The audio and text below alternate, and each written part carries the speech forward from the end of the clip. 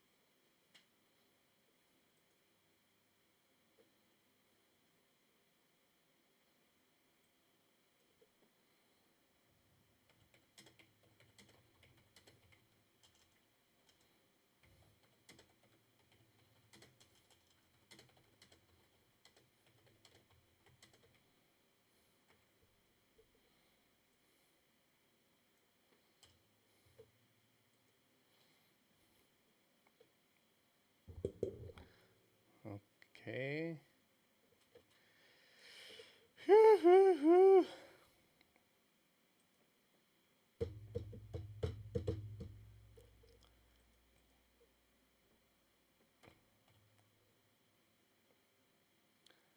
So, how was your day so far? Huh? Walid, are you there? Can you hear me? I can't hear you. No, I can't hear you. All right. Are you hearing me from my headphones or from my mic? Headphones. All right. Let me sort that out.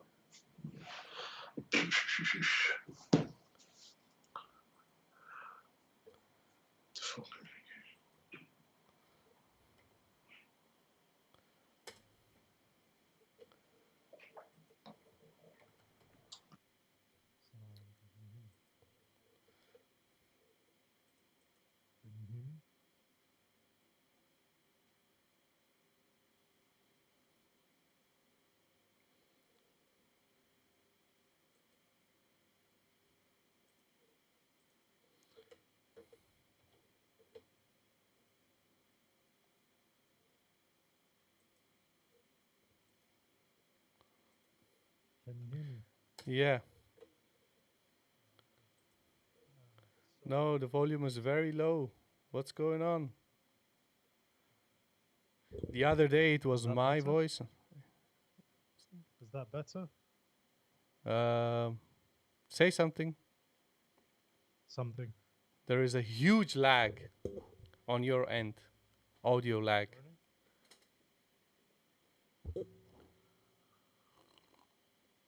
Really? Why is that? I don't know. Nobody's watching yet. Okay. So what happened to your settings? I haven't done anything with my settings, honestly. I'm Mm, let me double check them.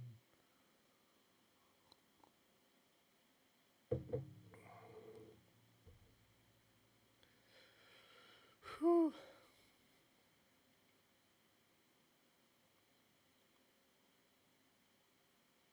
Just give me a second whilst I sort things out, yes, Sangar? Yeah, your audio is now very good. It's good, good, good. Say something. Something. Your video is gone. Oh no. Wait, let me try turning off my the Wi-Fi on a couple of devices. Give me one Do you, second. don't you have a headphone like this? Yeah, I do, but the USB, it's not a normal headphone jack, it's a USB socket, Yeah. and USB sockets are all currently occupied. Didn't you buy a USB I did, hub? and it didn't work. It was just useless. Weird. So the USB hub doesn't work on your laptop. The USB, no, it does. No, it doesn't actually. Hmm.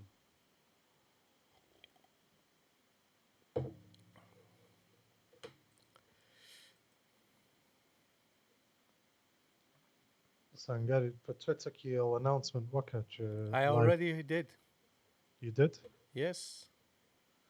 We have one viewer. Welcome. Yeah, we'll be with you in a bit, guys. Don't worry about it. So why is your video gone? I was just turning off a couple of Wi-Fi devices over here, and I didn't want people to see me walking around. Uh, All right. Excellent. Okay. So people are joining us in. Welcome. Welcome to another Afghan Eye live stream. We are here today to discuss our latest article about what is happening or what is allegedly happening now in uh, Spin Boldak in Kandahar. We're just waiting for all our viewers to join us in, and then we will start talking about the article and recent events.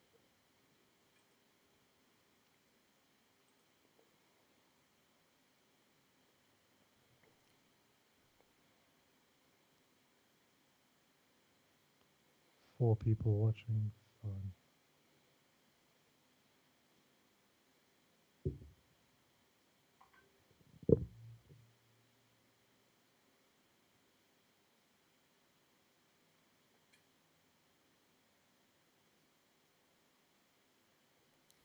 Mm-hmm.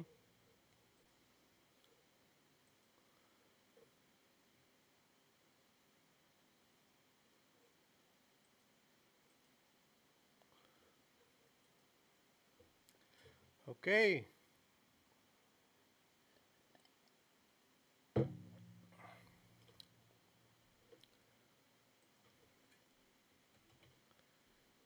So let's crack on with it.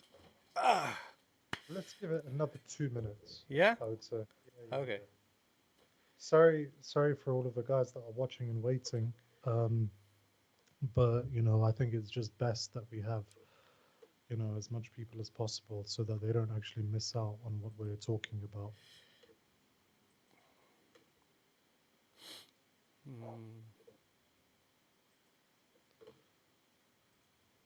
And another thing, so we're aiming to do live streams more regularly, and there are two reasons for that. First of all, we've been asked to, I mean, there are three reasons for that. First of all, we've been asked to do them more regularly.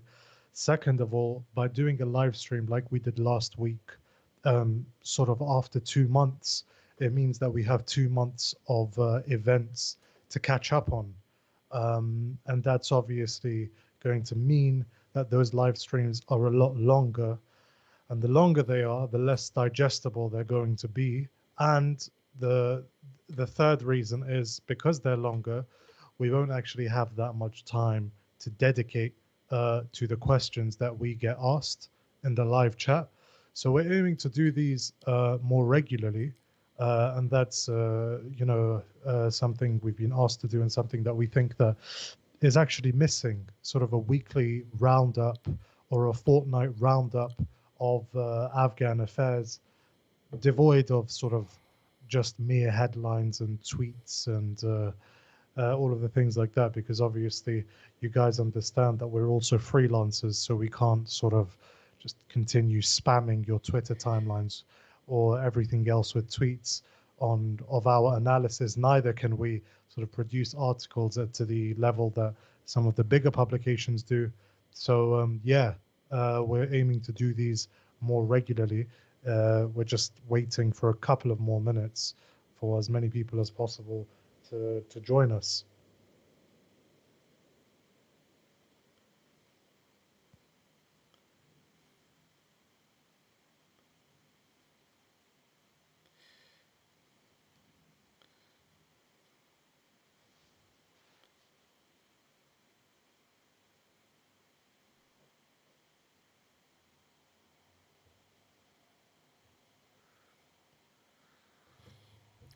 Sangar, how do you like your coffee? Black Mm-hmm. with a little Ah, bit of honey. oh, that's unexpected. Mm.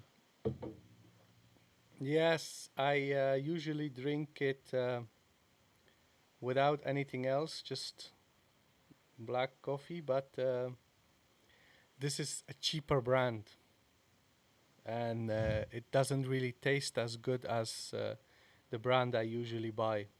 What brands do you have in the Netherlands? We have Douwe Egberts is a Dutch brand, Okay. very old. We have dozens of Italian brands, Lavazza, and I don't know all the names, but Mhm. I usually buy Douwe Egberts. It's DE, is a red, very old uh, Dutch brand from I think late 19th, early 20th century. Yeah, because And you guys were like the pioneers of capitalism and global stock exchange and you know yes, everything that the left hates, I guess. I yeah, mean, to be fair, they don't really hate it because when it comes to avocados and like de desertifying Mexico because everyone wants to have avocados, I think the left are very much in favor of that. Sorry, by the way, to any lefties that are watching. Uh, but yeah, Half of our audience are probably lefties. yeah, but I mean, we're not sort of unaccustomed to people disagreeing with us, and we disagree with a lot of people. But obviously, that's a normal sort of part of the human sort of condition or existence. Yeah, so about coffee, as Afghans, we don't really have a tradition of drinking coffee. Hmm. Um, we normally drink green tea with cardamom. And green tea with cardamom is like the standard drink, Afghans drink. They drink it about like from early morning till evening, the entire day, constantly drinking tea. It's a habit. Um, I An usually addiction. yes, I usually drink green tea when I am relaxing and when I am just having casual conversations. Sometimes even while we record a podcast. Uh, but today I had to drink coffee. I usually only drink coffee early in the morning. And the reason why I drink coffee today is because I only slept for 4 hours. Yeah, I slept for 4 hours and I also went to do some exercise before, and I was afraid that I would be needing an afternoon nap, and that's I why. see.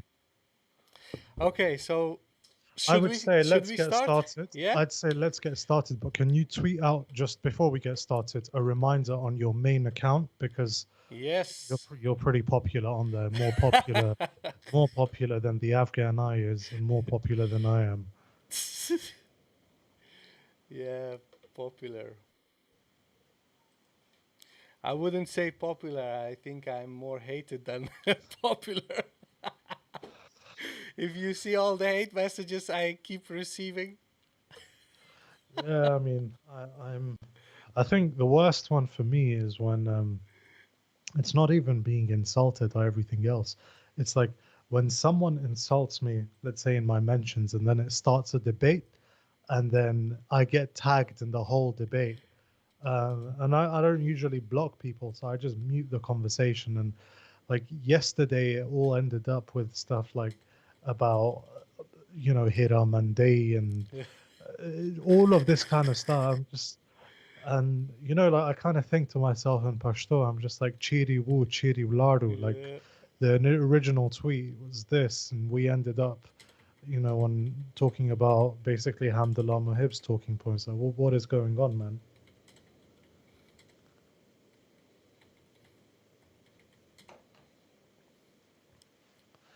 Are we ready, Sangar? Have we tweeted out that announcement?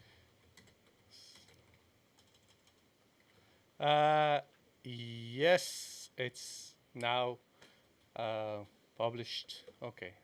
So, So what I suggest, Sangar, so by the way, for everyone watching now, for those that aren't aware, we actually wrote an article, the two of us together, contrary to popular belief. It wasn't just me that wrote the article. The two of us wrote an article together, essentially examining the latest reports of what happened in Spin Boldak in Kandara. Now, Spin Boldak is a district that lies on the Durand Line. The district center functions as the border crossing between Afghanistan and Pakistan.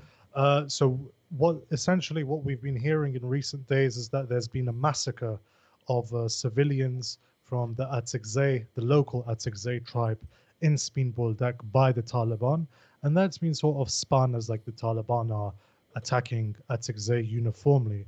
Sangar and I wrote an article. For those of you that have read the article, you'll know what I'm talking about. For those that haven't, we wrote an article essentially examining not so much if that massacre happened, but assuming that it did happen, situating it in the wider context of the tribal dynamics of Kandahar in the aftermath of 2001, the toppling of the Taliban's emirate, and essentially what were US attempts at stoking tribal tensions, classic divide and rule kind of thing.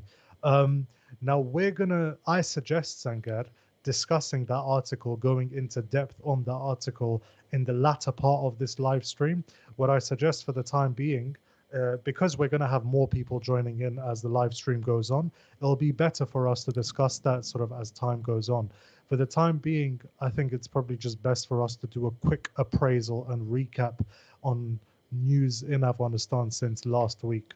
So, the news or the events pertinent to Afghanistan cover the rocket attack on Ark, in which Ashraf Ghani did not flinch and which he was very proud about. That obviously it involves the visit of Hamdullah Mohib to London, the cutting of the UK's foreign aid by 78% to Afghanistan. Hamdullah Mohib um, Hamdullah Mahib spoke to Nawaz Sharif, Punjabi Nawaz Sharif, had a meeting with Hamdullah Mahib. And there are sort of other events that we can talk about before we come to sort of the main crux of Spin Boldak and Kandar. So I forfeit the stage to you, Sangar. okay. So first of all, a little bit of context. Last week, our show, when we rounded up our show, there were a lot of other issues that we wanted to discuss, but we wanted to move those topics to today's show. But as Ahmed-Waleed already said, there are some recent developments. So first of all, during days of Eid in Afghanistan, it has almost become a custom that both sides, the government and the Taliban, don't actively attack one another. Okay? So this is one of the recent developments in the last couple of years. However, during the day of Eid, when the president, with his entire cabinet and all the powerful figures, warlords, they get together in the presidential palace in Ark to perform the prayer of Eid, the festival of slaughter. And during that event, there was a rocket attack. This rocket attack is something that we know in Afghanistan from the 80s when Hizb Islami, Jamiat Islami, all these parties, they would use an improvised system to launch rockets. Basically, it's a very rudimentary way of launching those rockets. Uh, maybe I will discuss in details how it exactly works, but it's something that is very inaccurate. So these rockets, when they are fired, you cannot actually target a specific place to hit. You cannot launch those rockets and then say, I want to hit that building or that building. So once those rockets are launched, they end up anywhere in the city. So in the 80s, different Mujahideen factions, they would fire those rockets and they would land on people's homes, on schools, and they would kill a lot of civilians. But in the 90s, during the Civil War and everything, a lot of different weapons were used, also rockets, similar type of rockets. But after 2001, we saw a very long period of uh, actually, I think in most part in Afghanistan, the Taliban didn't use those rockets. I don't know why. I don't really. Because they were using IEDs. Yes, but the IEDs were probably more effective for the kind of warfare that they were developing for that time. But there were no rocket attacks. At least they were very rare. But in recent years, these rockets attacks have started again in Kabul, and Daesh has claimed responsibility for these attacks. Now, what happened is that a couple of years ago, when these rocket attacks started again in Kabul, it was also during very important days. Like, for instance, the day when President Ashraf Ghani and Dr. Abdullah both claimed that they are president, and they were both being ceremoniously inaugurated as the new president of Afghanistan. On that particular day, there was also a rocket attack claimed by Daesh. So similar attack happened. Which Ashraf Ghani was pretty unfazed by. Yes. Remember? Or not even unfazed, defiant. Yeah. He was like, "Here, hit me." So it was very interesting to see that these attacks have sort of become more common. And we also saw that these attacks, similar to what happened in the 80s, they end up damaging public property, civilians, often causing a lot of casualties. And now these attacks happened during days of Eid, and the presidential palace during the prayer was targeted. And we saw how everybody saw the video. We saw how they were about to prostrate, and at that moment there were two huge bangs. And a lot of people made jokes about Amrullah Saleh grabbing his private parts when he heard the bang, and the others just pretending like they didn't hear anything. And Amrullah Saleh was very offended because everybody was ridiculing him on social media. And I think that we should actually explain that the ridiculing, obviously people make fun of him for many reasons, but I would say that the most important reason why I would say I thought that it was funny is because Amrullah Saleh always pretends to be a tough guy. He talks like he is some sort of I don't know, like. I mean, you know what? Let's just sum it up with this. His Twitter bio states that spies never quit. So Amrullah Saleh is very keen on sort of being macho, and the paradox was that President Ashraf Ghani, who's sort of like an academic, a PhD kind of guy, he didn't flinch at all. Yeah. So the guy who's like the furthest thing from a man of the sword did not flinch. I know made the joke and they were like, oh, he probably didn't hear it because he's old. But in any case, He didn't flinch, and Amrullah Saleh, who's like the CIA protege who never quits, was one of the most sort of disturbed Yeah. by that. But in any case, that escalated even more. And what happened was that naturally, because of Amrullah Saleh's activity on Twitter, it was Pakistani Twitter that really sort of started to ridicule him, and he started ridiculing them in response, which obviously is not very vice presidential to be getting annoyed by trolls. Like even even I, when I obviously attract a certain bunch of trolls, I don't start tweeting against them or trying to humiliate them or score points against them. But in any case, Amrullah Saleh started, I think it was the picture of that Niazeh commander who basically signed the instrument of surrender or to India in 1971 in Bangladesh, which isn't very vice presidential. But in any case, our vice president got into. I can only imagine how bad his mentions must have been. Yeah. But I think what's more interesting than Vice President Amrullah Saleh, President Ashraf Ghani made a speech saying that rockets do not phase me. I told you, and he was obviously bragging about that, and he was proud. And to be fair to him, fair Yeah. enough. I'll give him that.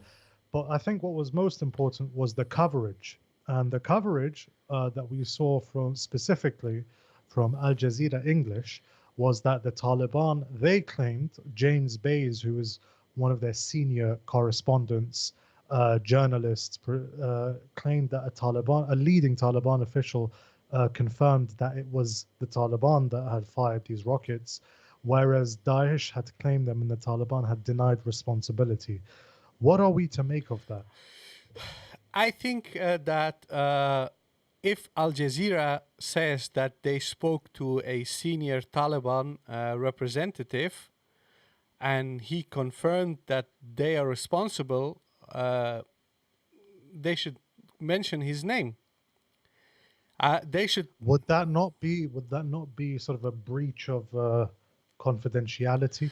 Well, the thing with confidentiality is that if basically the in journalism, the rules about when you are allowed to reveal your sources and where you are not allowed to reveal your sources are very vague. Okay.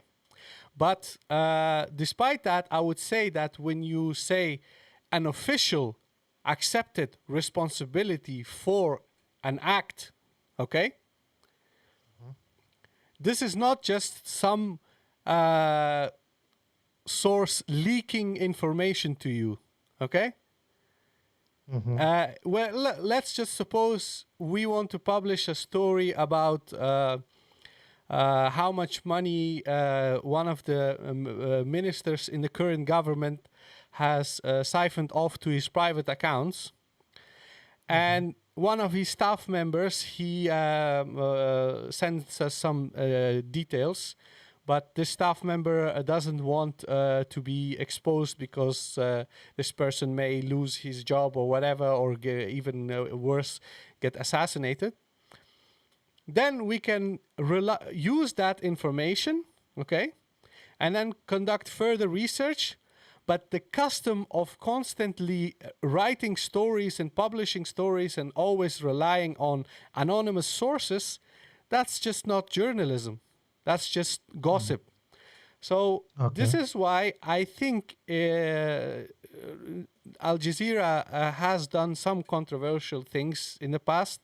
So nobody is without fault. But they also have done excellent journalism. I mean, James Bays, he's a very good reporter. He's a good correspondent. But still, I think he should mention the name of that person, because let's just say that the Taliban have accepted responsibility for this act, but Daesh has also accepted responsibility. It creates a situation where we can actually ask questions. Are they cooperating? because that's what people are saying. They say Daesh and Taliban are cooperating. That's the narrative of Amrullah Saleh, that Haqqani network, although they are massacring Daesh in Kunar and Nangarhar, in Kabul they work together. So I think like there's a case to be made, and everyone hear me out. There's a case to be made in saying that the two insurgencies use the same logistical. They have overlapping logistical networks, but the narrative, obviously, and this is something that I addressed in my article, how Kabul dug its own grave, is that if they are the same thing, why are you then negotiating with the Taliban? Because if the Taliban and Daesh are the same thing, who the hell negotiates with Daesh, right? And if the answer is that, well, we were coerced to do so by the Americans, you're just basically vindicating the Taliban, who say that you're nothing but an American puppet and you do as you are told. So it puts you in a bit of a difficult position. But in any case, James Bays, senior correspondent for Al Jazeera, if he is watching, I doubt he is, but if he is watching, we think that your organization is credible, has a good reputation. We think that you as a reporter are great. But we also think that given the ambiguities and the uncertainties that have arisen as a result of you basically saying that a senior Talib official has come out and claimed responsibility, we think you should name that Talib official and leave the rest of us to ask really difficult questions. But in any case, we also had a video. I wanted to ask wait, you tweeted out. just 1 second. Okay. We have to Yes, of course. move back to something that happened shortly after the rocket attack. President Ashraf Ghani spoke to special forces, and he made some very interesting statements, okay? During his speech, he said that basically he said that he expects from the armed forces in Afghanistan to stand with him for another 6 months. And in 6 months, they will see that he will reward them with land so that they can buy homes, and that he will give all the martyred soldiers land so that they can have houses, homes, you know. And that why would martyred soldiers need houses? Their wives and children, that's what he means. Okay. Yeah? And that he will name streets after martyred soldiers in all 34 provinces of Afghanistan. So he made basically a deal with the armed forces. If they continue fighting for him for another 6 months, after 6 months, he will reward them. Now, this raises an important question. What is going to happen within 6 months? What does he know? Okay, we know that 6 months is a very popular figure in Afghanistan. We heard him say in 2018 that if foreign forces leave, within 6 months, his government will collapse. I think he said that to PBS. We heard Hamdullah Moheb saying once, we can defeat... I will break the back of the Taliban within 6 months. And I think there was also an American general who said that this government won't last 6 months after we withdraw. Yeah, that was the CIA, actually. It was... 6 months is basically the yardstick. Yeah. So now we see that this 6 months is again used as a time frame where he says that he will give all these martyred soldiers land. He will give them. He will name streets after the martyrs. Now, and make sure that their families are taken care of if they are martyred. Yeah, and many critics in Afghanistan rightly pointed out that there is a huge discrepancy between how he treats regular troops and police force and the special forces. For example, right now, what is happening? Sharif Hassan is an Afghan journalist. He actually tweeted about this, and he said that the special forces, who are Ashraf Ghani's most cherished, Relied upon. Yeah. he makes all sorts of promises to these special forces. He makes sure that they get paid well, and they are the basically the elite fighting force that is being flown all around the country to fight against Taliban. But the regular troops, in most cases in Afghanistan, who are the vast majority, so 150,000, 200,000, probably more than that, are regular soldiers and police force. And they, in most cases, in far-flung areas in Afghanistan, they don't get paid, they don't get food, they don't get ammunition. Sometimes they are left to their own devices in a very remote area, and this has been the main factor for fall of districts in all around the country, in the north, everywhere.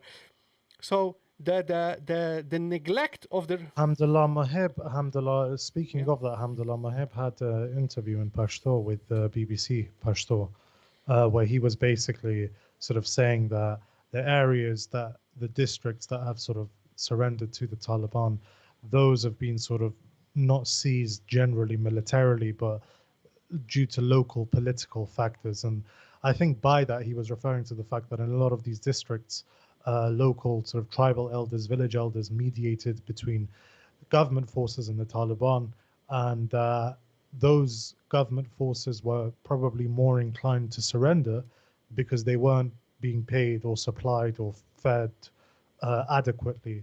So yeah, I think even indirectly, Alhamdulillah, Mahib has sort of confirmed that. Yes, so this problem of neglect for the regular soldiers, regular police force, who are poorly trained, they don't have the best weapons, they don't have enough ammunition, they don't even have fuel. In most cases, they have armored cars, but they don't have fuel, so they can't go anywhere. So what happens? Reminds you of Najib's Air Force in 1992. I recently found out that the story that his Air Force no longer had any fuel, that is not actually correct. That Isn't it? Because they say that Yeltsin basically cut the fuel subsidies, and that was the end of that. He had reserves for 2 to 3 years. Huge. So why did he collapse? The reason why he collapsed is not because he couldn't fly anymore, but we will discuss this in a podcast in the future. Give me a brief answer. Okay. Give me a brief answer is that his own people conspired against him. Okay. Yeah, I see. he was being cornered by his own people. They surrendered the north to Dostum and etc. So those things were the reason why he was his regime was collapsing. But he did have huge stockpiles of fuel, food, ammunition, and all of his supplies fell in the hands of Jamiat Islami, and they used those supplies. They sold a lot of it to Pakistan. I have heard from people who used to fly airplanes loaded with weapons even to Africa, to sell arms to Africa. So all of that, that's a different story. But what I was trying to say is that we have police force, we have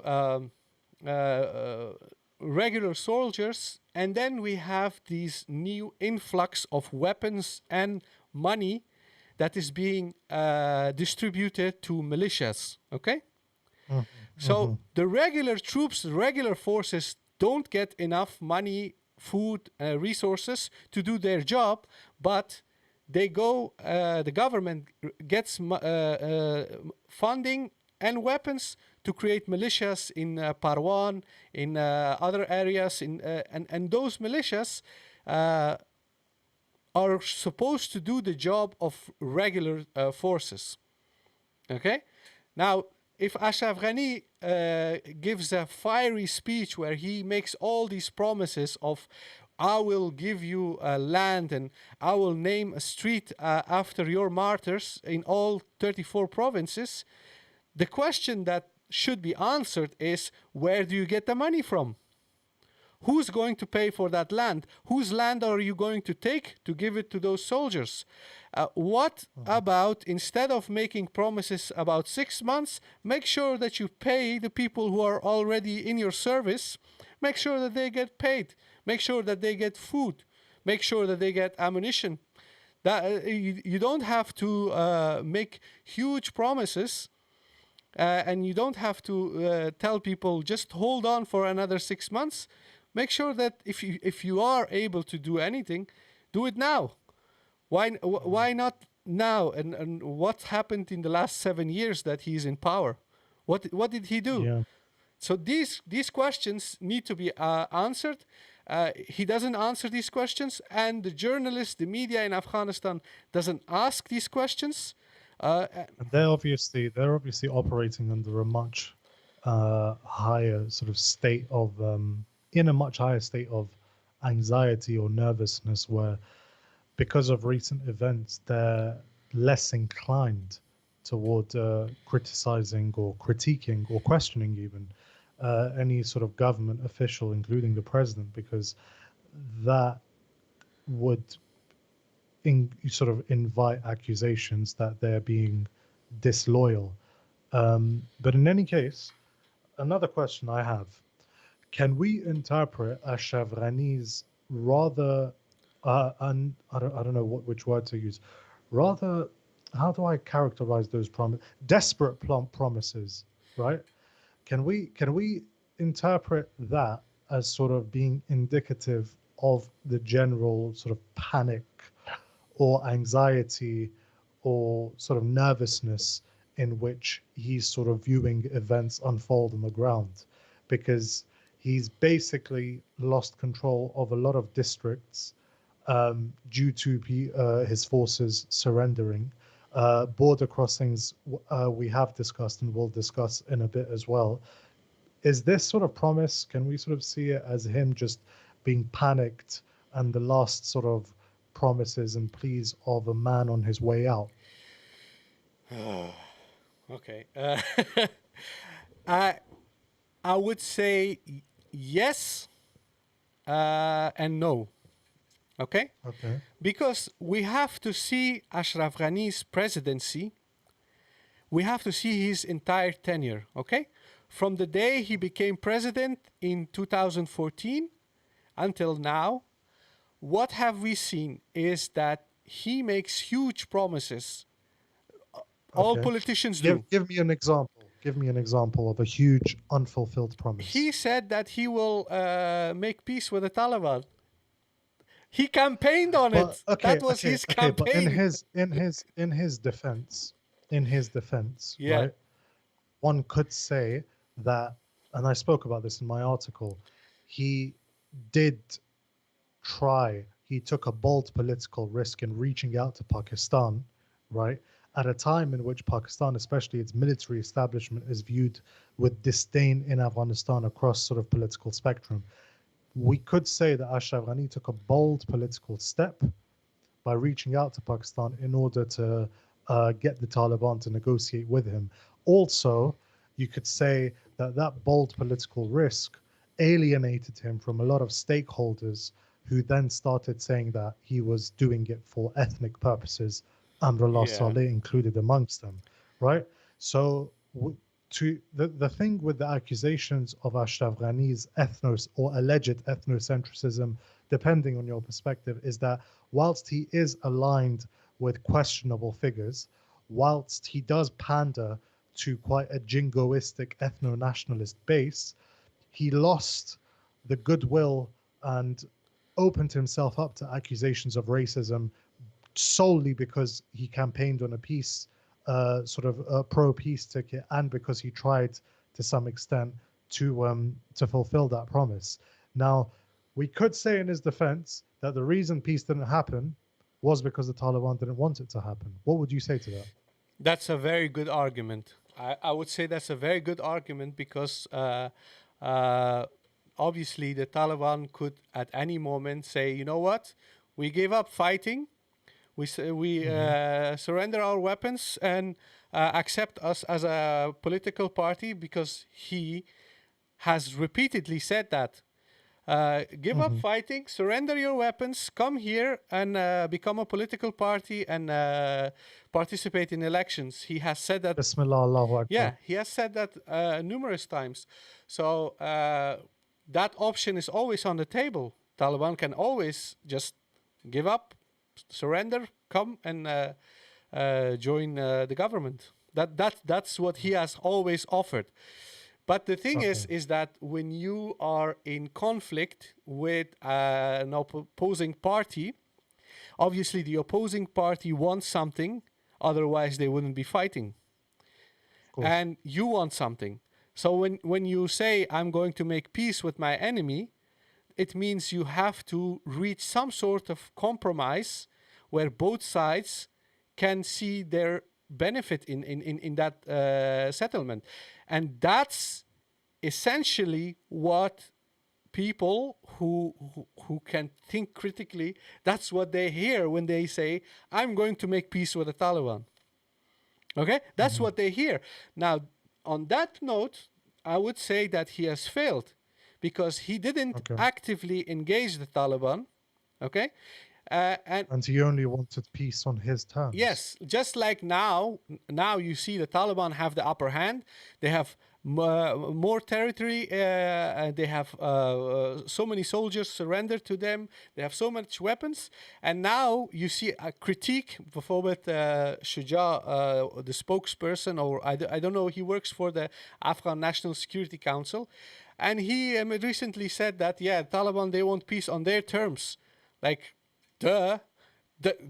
Don't you want the same thing? So both parties, they want peace on their terms, but when Of you course. engage in negotiations, when you talk to each other, that's when you have to reach some sort of compromise. Compromise. Now, on Yeah. that note, I think that Ashraf Ghani failed because Hmm. he had the opportunity, he had the momentum. When he became president, the Doha office was open.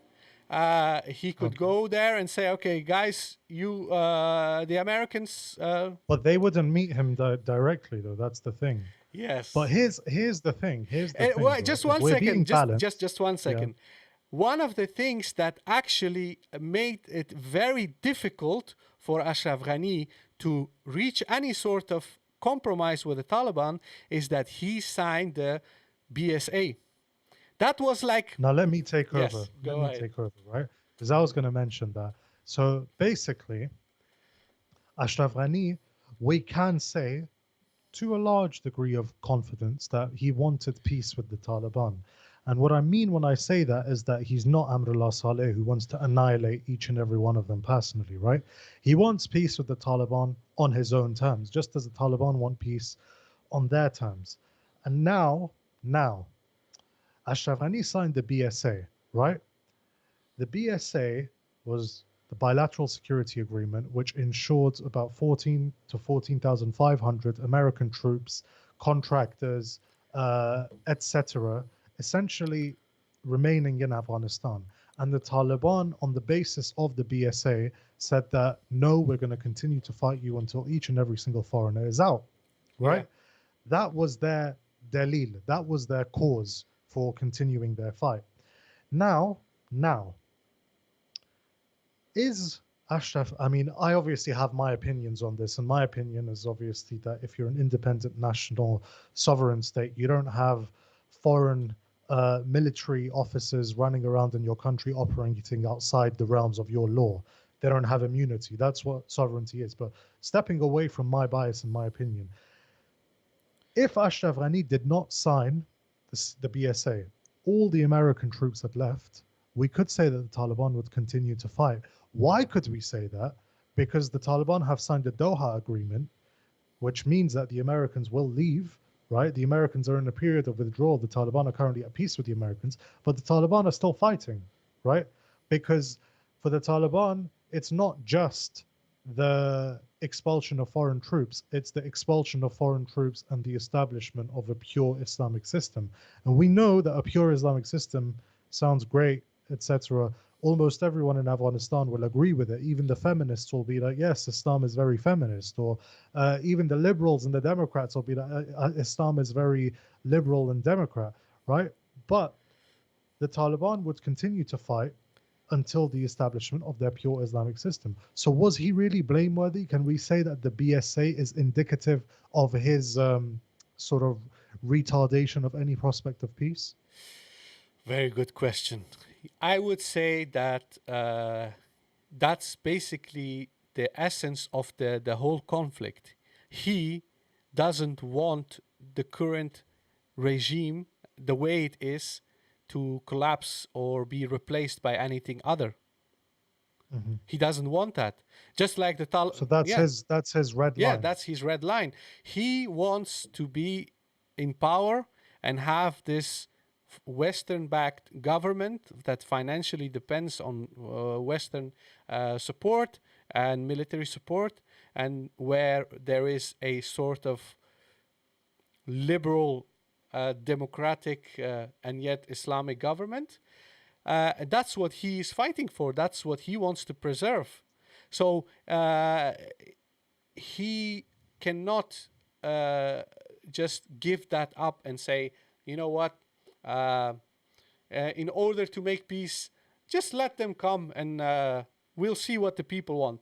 Because if he Okay. was really interested in what people want, he wouldn't allow to have two consecutive fraudulent elections where he allegedly wins. Yeah. I mean, this is something that I discussed in my article as well, the first article I ever wrote. Yes. And it was, the Doha agreement Well, was going to be actually, that announced. that wasn't your first article. That was the first article for the AFGHANEYE. Yeah. The first article for the Yeah. AFGHANEYE, if anyone remembers, it was sort of announced that February 29th we're signing the agreement, but we all basically knew what the agreement would entail. And I basically said in that article, Ashraf Ghani has basically told the Taliban, come under the umbrella of the Islamic Republic, compete in elections, um, basically be one of us, be just like a political party, and drop the war. But here's the thing, right? If you're the Taliban and you have the upper hand, why would you join a republic and compete in elections that even the defenders of the republic, like Dr. Abdullah, have decried as fraudulent time and time again? So even if the people in the republic even are saying that 2009 was rigged, 2014 was rigged, 2020 was rigged, why the hell would the Taliban join? Right? And so and people are going to say, well, doesn't this prove that the Taliban are not Islamic or they're not patriotic and they just want power? To which I would answer, well, of course. What the hell else did you think it is? It's there are the differing principles and everything that divide the two sides, but in essence, political parties, individuals, when they come to some sort of agreement with each other over negotiations, they do it on the basis that they get as much of their goals as possible realized. I'm just going to make a quick announcement. Our live chat is, mashallah, very prolific, right? But I'm going to have to ask a couple of the guys who have started a conversation with each other to just kind of tone it down, because then when we get asked questions and we want to answer some questions in this live stream, when we get those questions, they're going to sort of get hidden. We have a question from my 1A. Okay. Yeah. Wouldn't a collapse of the infrastructure and state institutions end in another 20 years of anarchy or militant dictatorship? For the Taliban, ruling the country means to provide security, nothing more. Yes, I agree with Maywand. And that is why I said that negotiations for the government, right? This is my take on it. Negotiations for the government and a successful end to those negotiations means being replaced. Okay? Why is it being replaced? Because the Taliban would a successful negotiation will put the Taliban in government to a large extent. So for the government, negotiations mean being replaced. For the Taliban, negotiations are the political means towards gaining government, right? And if the Taliban come to government politically through a political process, it means that they have enhanced legitimacy at home and they have enhanced legitimacy abroad. And it also means that they incorporate the civil aspects of government, the Ministry of Health, roads, the Ministry of Mines, industry, commerce. They incorporate all of those things without actually destroying the entire enterprise to come into government. So that is my take on it. I would say this isn't sort of. I obviously don't know what happens in the Taliban Rahbari Shura. I wish I did, but I don't. But my take on it is that the Taliban, their last resort towards seizing government, right, in that sense, would be to go on a complete annihilation. I think that it would be much wiser for them, and that they realize this, it would be much wiser for them to incorporate the civil organs of government, Ministry of Health, roads, those sorts of things, to acquire those peacefully. And because they obviously wouldn't want to get rid of all of the employees in those departments, the civil engineers, those sorts of things, because quite frankly, they don't have the necessary expertise as an insurgency to actually govern and operate the country. So, to cut a long story short, I do agree with Maywand. Yeah. Yes, a collapse of those things would mean that the Taliban would rule, but it would just be security, and the good governance aspect of it would go out of the window. Yes. Um, that is my answer. Now, I wanted to add to that is that what happened in the last 20 years is that there were 5 years of Taliban regime where there were no funds, there was no money, nothing that could be invested in development. Afghanistan was also sanctioned because Afghanistan was hosting Osama bin Laden, etc. But in the last 20 years, there were many opportunities to create a functioning government in Afghanistan. Now, sadly, the functioning government still only exists in large urban areas. Okay? and even then on paper. Yes, there is still a lot of corruption, healthcare, all these institutions, they are entirely dependent on aid and they are dysfunctional at the same time. So when we say that we want the functioning of the state apparatus and the infrastructure to be preserved, the minimum requirement is that what we have now, that doesn't collapses, okay? But we need guarantees from the Taliban that they will not attack and cause those things to collapse. Like, for instance, what is now happening in Kandahar and in Kunduz and in Baghlan is that because of the fighting, thousands of civilians are running away. And Nasratullah Haqpal, an Afghan political analyst that we interviewed last year in one of our Pashto special episodes, he recently he said the same thing. If the Taliban or the government, any party, if they say we want to govern, but the areas that they govern or where they are in power, people are actually running away from that area, what does that say about your governance or the way you rule? Huh? You know the statement, they say voting with your feet. Okay? Yeah. So people are voting with their feet by running away.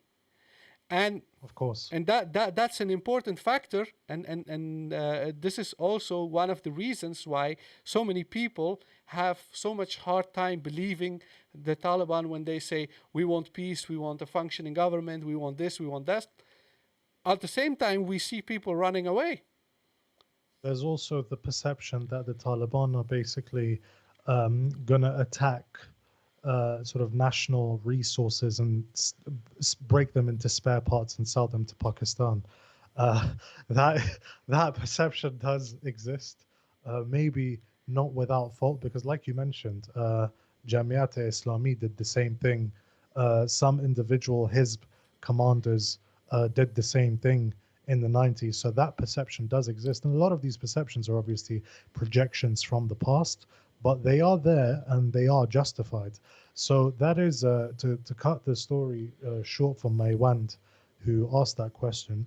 Great question. I yeah, great question, by the way.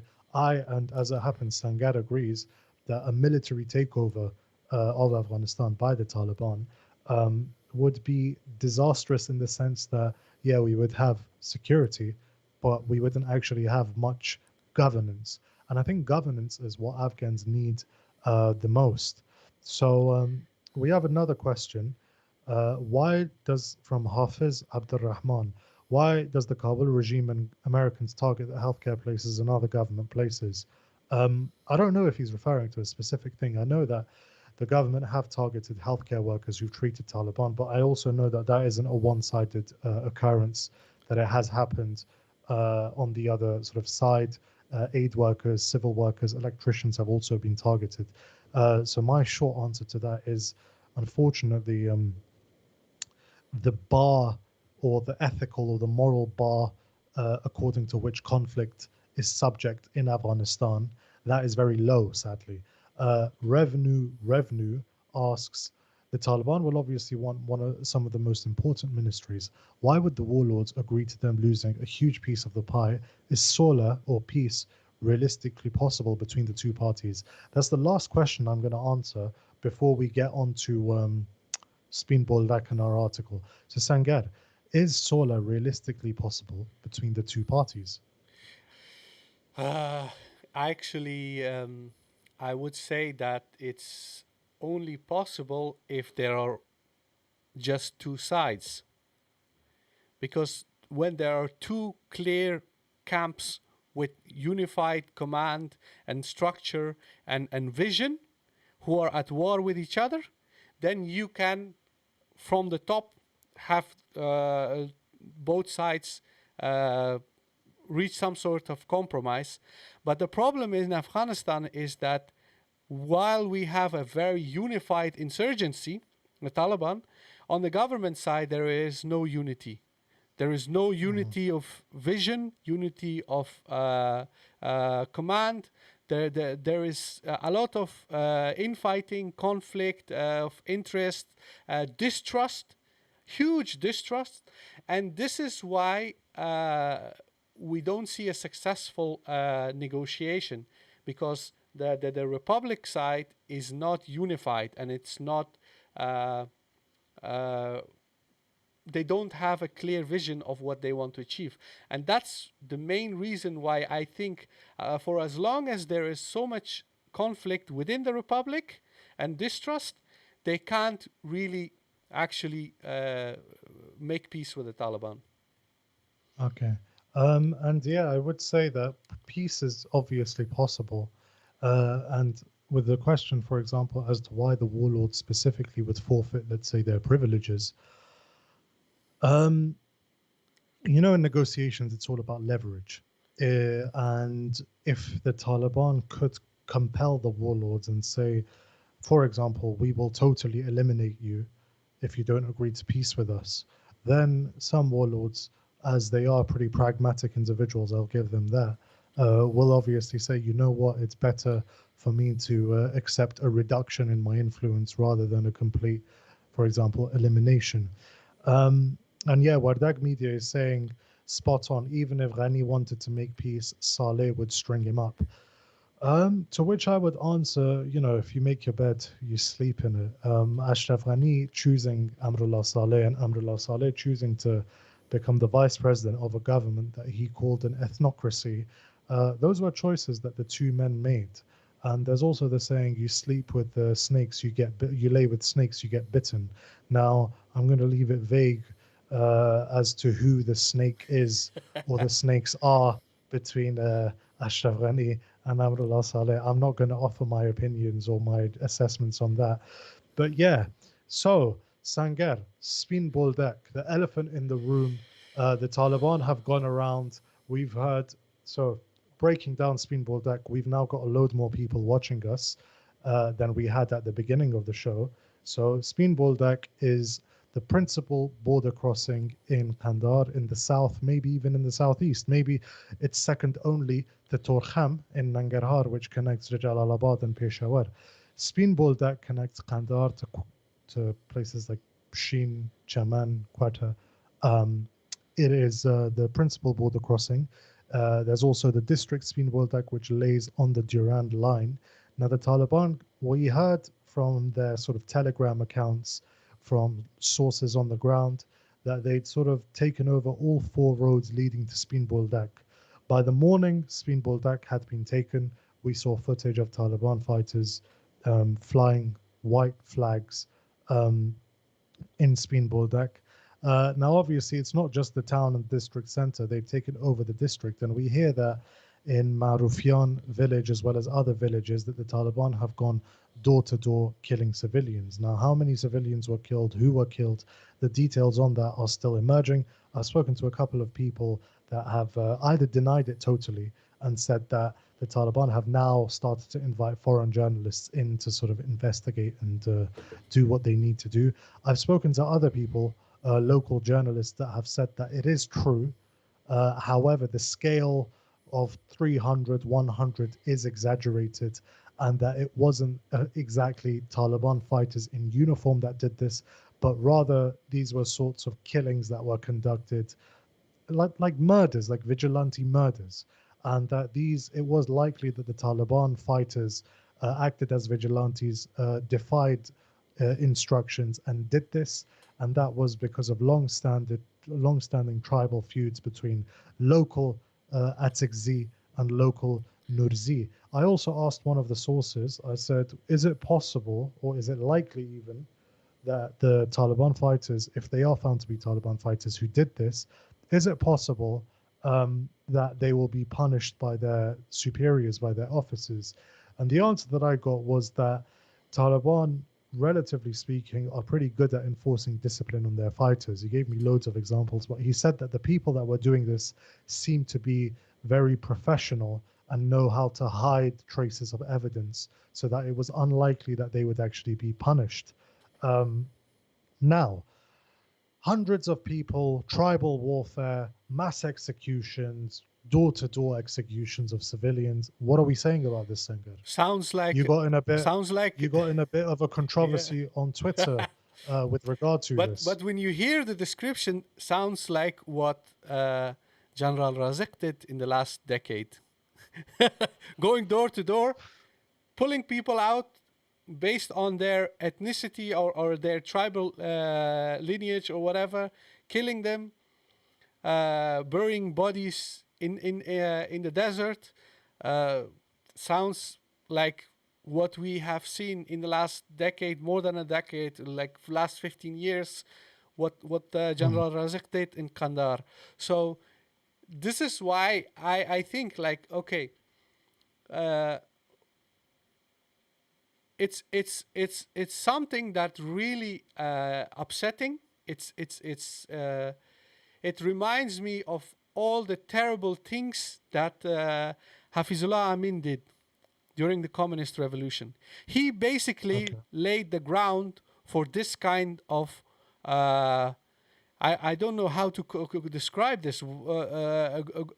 Hafizullah Amin, when the communists took over in 1978, that's exactly what they did. They went door to door. Anyone with a beard, anyone who was wearing white clothes, if he was a Khan of a village, an Imam, whatever, they did that. Now we see 43 years later, we see again stories of the same thing occurring. So for most Afghans, it's one of the most traumatic things that has been happening. But I seriously wonder how accurate these reports are. That's my biggest concern. I want to know. I want to be sure. Why? Because I have a strong. I have this feeling that this may be just deliberately overblown for political reasons. I mean But this is the thing. Obviously, the incentive is there. We've Yeah, seen yeah, loads yeah. of old clips and everything being circulated, claims being made, Taliban raping or forcefully marrying Badakhshi or Takhari girls. We discussed that in the last Yes. Yeah. podcast, the sort of the ethnic connotations that that sort of has. We know that the incentive is there. But what I'm asking is, why do you doubt the scale of what's happened? Because here's the thing, some people are saying that it hasn't happened at all. It's entirely a fabrication. Some people that I've spoken to have said it has happened, maybe not in that way, but that it has a background, and the prospects of the killers meeting justice, those prospects are slim, right? And then others are saying, there's a tribal massacre incoming. Why do you seriously doubt that it happened? I don't seriously doubt that it happened. Okay. Okay, I'm not saying, sorry about yeah, that. I'm not saying it didn't happen. No way. I'm saying it. If you make a claim, you have to Uh-huh. prove it. Okay. It's even in, So has the evidence been lacking? yes, there is no evidence, and that's the thing. See, yes, we know that Spin Boldak is in Taliban hands. Yes, we know that Jane Ferguson cannot go there to make a reportage. We know that those things are. Because they all belong to the same ethnicity. Yes, So what the hell is there to report? yes, yes. So I know that there are huge obstacles for people who want to verify those claims, but when there are so many obstacles to actually prove that this is happening, how come people are so certain that it happened? Based on Okay, what? And that's the problem. I See, see. to be very full disclosure, okay, I talk to people in Afghanistan from different parts of the country. Okay, they give Of me course. stories of most horrific crimes committed by the government, by the Americans. Yes, I hear those things. I see on social media photos, videos. I could write an article every day about a huge atrocity, but I don't. Mm-hmm. Not because those things are not happening, but there are certain standards. You Of cannot course. just report and write a story and claim something when you are not sure if that actually happened. Okay. There is, So the evidence has been yes, lacking. It hasn't and met the just required standards to be as widely circulated as yeah, it just is. one more point. Why it's important to be sure that something has really happened, okay? Why it's important? We are in a state of war in Afghanistan for 43 years, okay? Mm-hmm. We are also saying both sides need to come together and make peace. Mm-hmm. But while this is happening, obviously, when a huge atrocity is happening or has happened or may have not happened, we're not sure. It has a huge impact on the peace process, on the negotiation, on the level of trust that people can have on both sides. So, Okay. for that reason, we have to be very 100% sure that this crime is committed either by Taliban or by Mm. government or whatever. We need to know that, because we can hold these parties accountable. Say, okay, you're talking about making peace, but here you go around massacring people in a village and taking revenge. So obviously you're not sincere about peace. So this is why it's important. This, if you support peace and if you are in favor of reconciliation, that's the reason why you have to verify claims, because then you can hold people accountable. I see. So this is what I'm going to say, right? And the reason that I took aim at Jane Ferguson from PBS earlier is not because I have some sort of secret vendetta against PBS or against Jane Ferguson or against white people or even someone's going to be like, "Ah, it's because you're a misogynist." The reason I have an issue with Jane Ferguson from PBS is that the reporting that she does for PBS is very, and I'll, with all due respect, it's very stale, and it doesn't actually offer anything new. I believe that journalism reporting should offer, she and has done quite she, a lot of good reporting as well. but Okay. she, of course, she's done good reporting. But what I'm going to focus on here is that she recently went to Panjshir, naturally, to speak to Ahmad Massoud.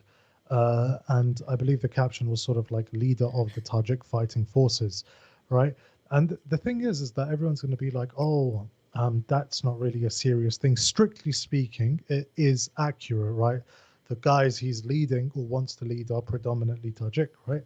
But then I've also criticized Al Jazeera for this. Al Jazeera have like a question and answer interview with Latif Pedram, who we spoke about in our last live stream, saying why Afghanistan's Tajiks want federalism, right?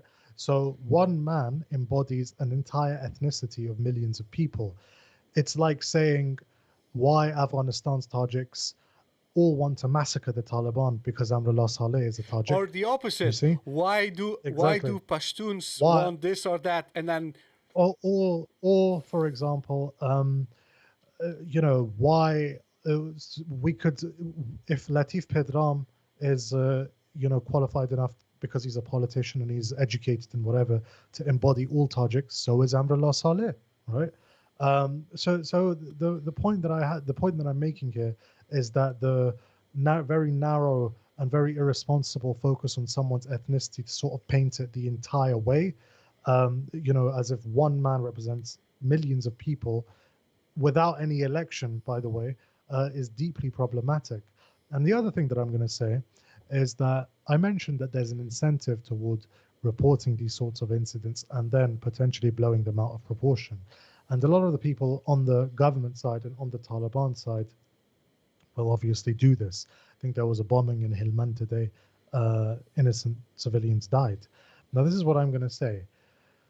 The reason that I don't speak about those atrocities on a day-to-day basis is that for as long as the war continues, things like that will happen. People will say that is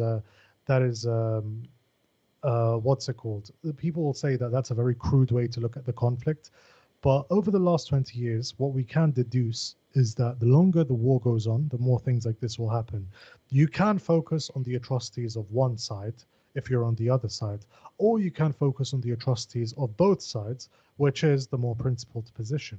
But in blowing the atrocities sort of out of proportion, you're just debilitating the prospects for peace. If you really care about innocent people dying and not who's killing them, you should be trying in whichever way, shape, or form to exert pressure on both sides to make peace with each other.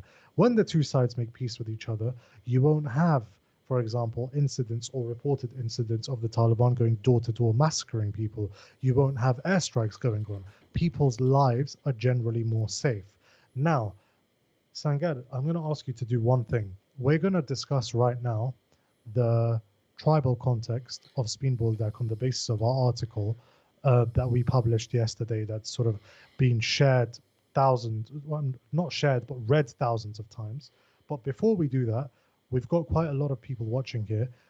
Can I ask you to send out an announcement on Twitter that we're live and that this is what we're going to discuss? Okay. Hashtags, everything. Use all of them. Okay. Everyone else, give us 1 or 2 minutes Okay. and tweet that out so we can get as many people as possible. Okay. I'll do a video. Yeah, I mean, take a picture, do a video, everything else. Assalamu alaikum. We are live now. We're going to discuss the article about the alleged tribal conflict in Speenboldak. So you guys, if you have any questions, come on, join us. You can post your questions in the chat, and you can also post your questions on Twitter. Make sure you use the hashtag AFGHANEYE live. Thank you. Wassalam. Okay. So, We're getting pretty good at this, yeah. If I must say so myself. I practiced the English language. All right. Yeah, let's stop the act. Do you remember that video? I think so. It does sound familiar. That was an Afghan soldier. He was trying to learn Oh English, yeah, and yeah. with this American soldier, if you practice, then you will get there.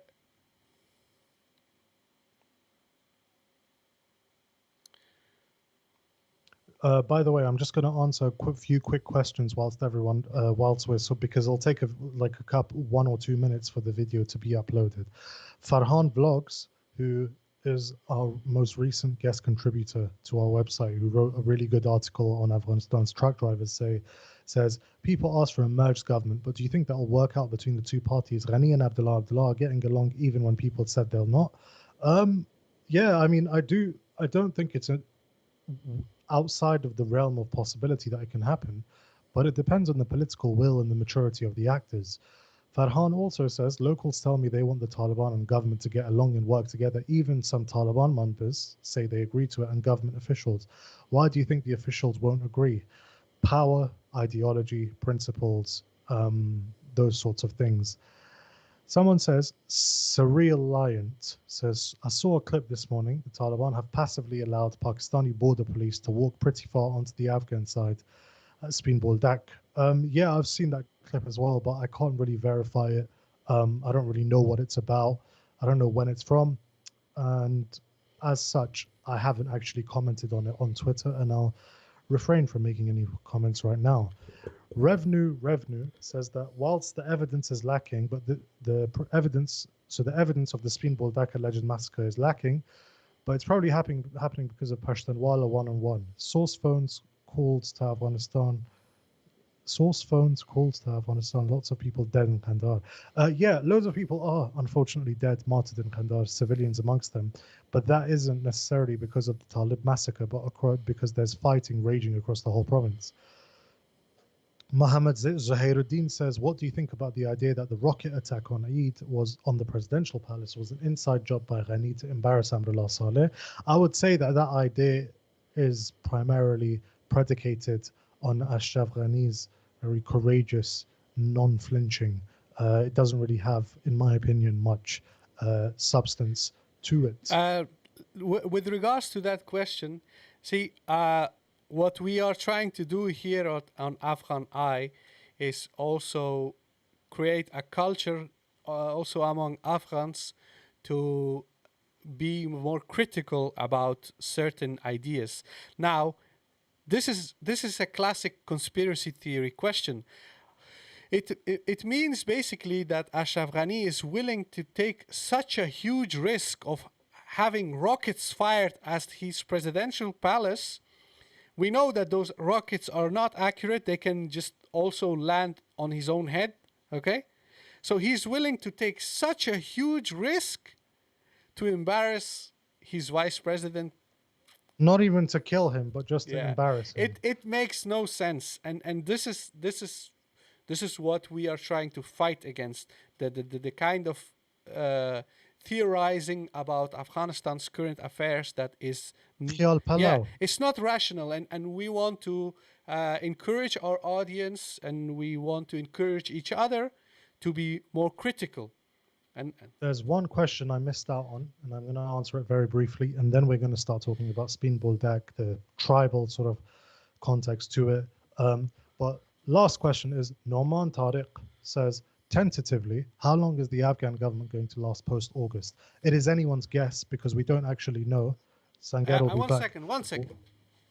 Sure. How long the Afghan government will last after August depends entirely on the level of support, if support is given to the Afghan government by the Americans.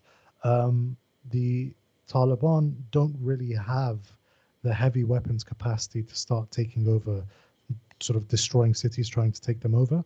And obviously there's financial help alongside that. The Americans have said that they won't support the Afghan military with airstrikes after its withdrawal. We saw airstrikes in Kandahar in support of government forces against the Taliban. I think it was yesterday or 2 days ago, the Taliban have come out and condemned that and said it's against the Doha Agreement. But in any case, how long the Afghan government lasts is dependent on a series of variables.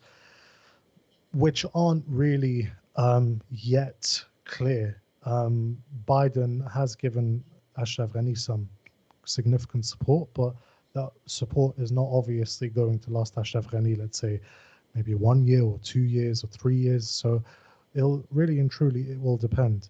And the only reason I'm asking another question, I'm answering another question here, is because Sangar isn't here, so we can start talking about Spinball Deck. Salam, can you guys also arrange a clubhouse room so maybe others can join you in the discussions? You could also upload it on your podcast. What do you think? Yeah, Clubhouse is, I think you have to get on a queue or something. They don't really have it on Samsung. We did a live Twitter space instead where other people could join in. But yeah, it would be a good idea, but the whole queue thing is a bit of a hindrance towards operating on there. Muntasir Naim Polak says, Waleed, why can you tell me why Indians are so obsessed with Afghanistan? I would suggest you ask the Indians about that. I mean, I don't really know. Do you know what I mean? And yeah, guys, I'm sorry, you're going to have to put up being stuck with me over here, because Sangar, I think, is, life happens and you get people knocking on your door, last minute things. So just bear with us for 1 or 2 minutes. So yes, the man himself Storming has arrived. outside. Okay. So, yeah, so that is basically that. So, Spinball Deck, Kandahar, Tribal Dynamics, our latest article. Who's gonna break it down, Sangar? I don't mind Okay, handing it over to you. I will just give you a little backstory, and then we can move on to fast forward to 2001. The backstory is as follows. As most of you know, Afghanistan has a very significant group of Pashtun tribes living all across the country. And these Pashtun tribes consist of different sub-tribes, etc. In Kandahar, Spinball Dak, there are obviously different tribes. There is the Nurzai, Attacks, and among the Attacks, then there is the Adozai, etc., etc. And in the 1980s, during the Soviet occupation of Afghanistan, a lot of people in rural Afghanistan joined the Mujahideen and they were fighting against the government.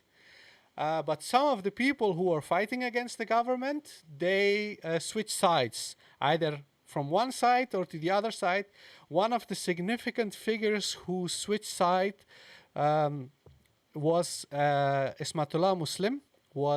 He was an Afghan who graduated from, I think in Soviet Union, he graduated from military academy.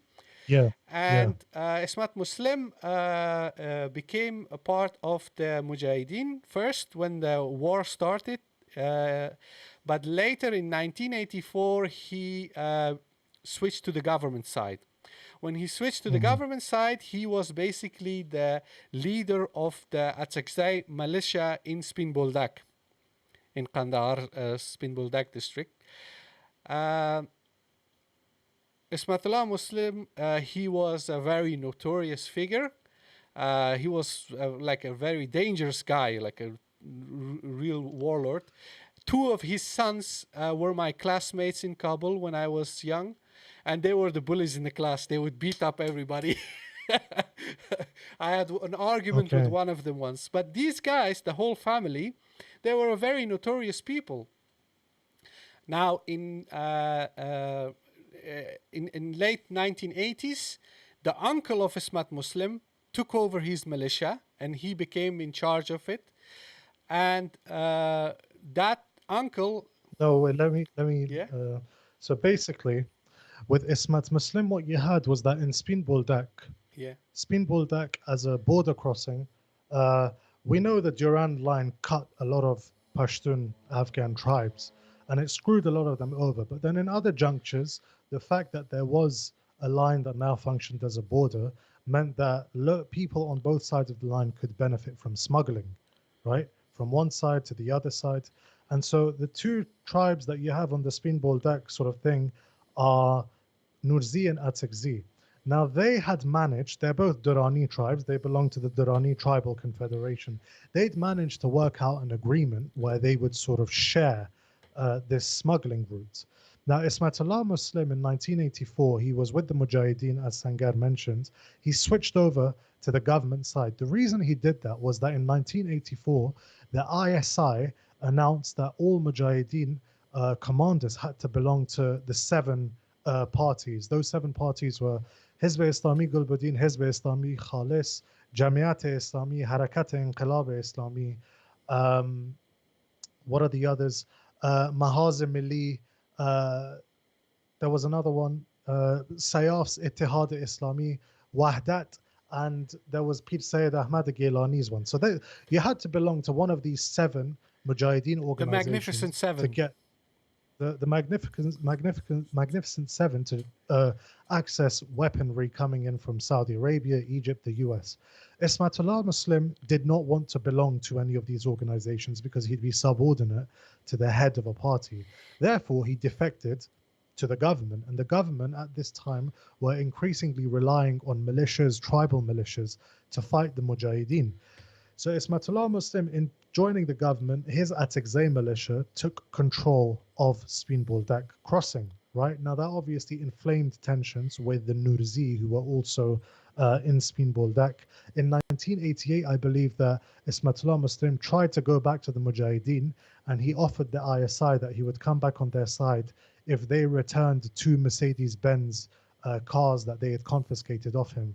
As it turns out, the ISI refused. And he remained with the government. In 1988, he was also kicked out of Boldak. He died in 1991. After Ismatullah Muslim, a man called Mansur Attacks, who was a cousin of Ismatullah Muslim, took over the militia. He once again joined the Mujahideen. Now, by 1994 in Kandara, as well as across Afghanistan, these different ex-Mujahideen, many of whom were just thugs, criminals, they'd caused quite a lot of mayhem to the extent that a new organization led by a mullah called Mullah Muhammad Omar, who fought in Harakat Inqilab Islami, basically started a vigilante movement called the Taliban. The Taliban existed as a social religious network, but this was the first time they became a political organization. They hanged Mansur Attacks. Okay, Mansur Attacks was the uncle of General Raziq. 2001, the Americans, as we know, wanted to invade Afghanistan. So what they did was they obviously had Ahmad Shah Massoud in the north, but Ahmad Shah Massoud died, and you had people like Marshal Fahim, Amrullah Saleh, their CIA protege. You had General Dostum. You had Ismail Khan in the west. You had the Arsalai um, Jabbar Khel clan in the east, Abdul Haq, Haji Qadir, Haji Zahir, those guys. And in the south, the Taliban stronghold, their heartlands, you had people like Hamid Karzai, who was the son of a prominent Popalzai noble. You had Gul Agha Sherzai, who was the son of a mujahid, famous mujahid called Haji Latif Sagwan, a dogfighter. And Gul Agha belonged to the Barakzai tribe, who the Afghan monarchs for 150 or so years were from the Barakzai. So the US essentially relied on these two tribal heads, tribal chiefs, to essentially divide support for the Taliban and start a insurrection in Kandar, which is what happened. There was an insurrection against the Taliban in Uruzgan, facilitated by Hamid Karzai. US choppers were flying above him. And so, long story short, the Taliban emirate was overthrown. Now, when the Taliban emirate was overthrown, in Kandar specifically, once again, you have a divide and conquer sort of strategy. Gul Agha Sherzai remained as the governor of Kandar, Barakzai, for 3 years, from 2001 to 2004, until he was transferred to be governor of Nangarhar. During this time, a lot of sort of, you could say, death squads were operational. A lot of sort of extrajudicial killings were meted out. And what you notice is that Gul Agha Sherzai, if and when, let's say, a Popalzai or a Barakzai or a Atakzai Talib would be found out, they would generally escape without punishment. The punishments were meted out generally to people who came from tribes like Hotek, like Tochi, like Nurzi, like Ishaqzi, Kharoti, Kakar, the smaller tribes of Kandahar, right? Gul Agha Shirzai also, in relying Hamid Karzai and Gul Agha Shirzai in instituting their government, they didn't rely on the provision of services, popular participation. No, no, no, no, no. They relied on a network of tribal elders from their own tribes who would be able to pacify the population and who would have their own militias. Hamid Karzai had his half brother Ahmed-Waleed Karzai, who was the head of Kandahar's provincial council, who was accused of working hand in glove with the CIA. The CIA was accused of basically showering these predominantly Popalzi, Atakzi, Barakzi tribal heads with black bags filled with cash. In 2006, the unrest was starting to kick up in Kandahar. The Taliban was starting to make a resurgence.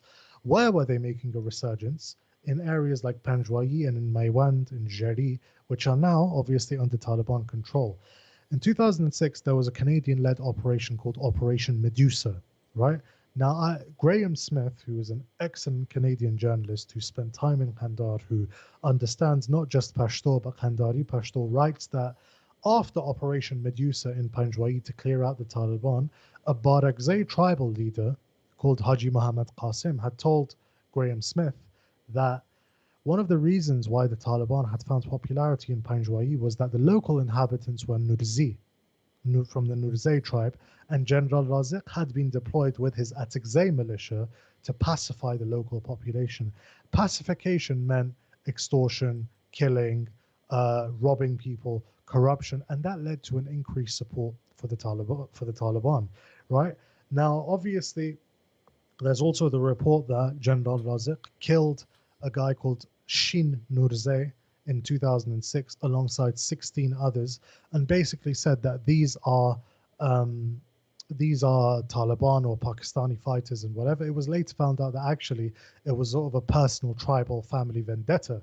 Um, so this is the kind of circumstance in which the post 2001 governance of Kandahar is being operated.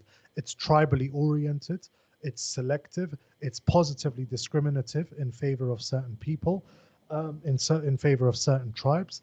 This is essentially the story of what happened. And so it's no surprise that, for example, a lot of Nurzi, a lot of Ishaqzi joined the Taliban and are significant figures in the Taliban. Now, during this period, everyone knew, I've even heard reports of Razik killing and raping en masse Ghiljay Kochi nomads in places like Jari and in Maiwand. I didn't mention that in the article because the references for it I couldn't find, but I'm in contact with people that said that they'll try to send me some materials on that. If the references are good, I'll update the article and add them in. But Razik essentially, for all intents and purposes, was a tribal mafia kind of chief. And in this, he was supported by the United States.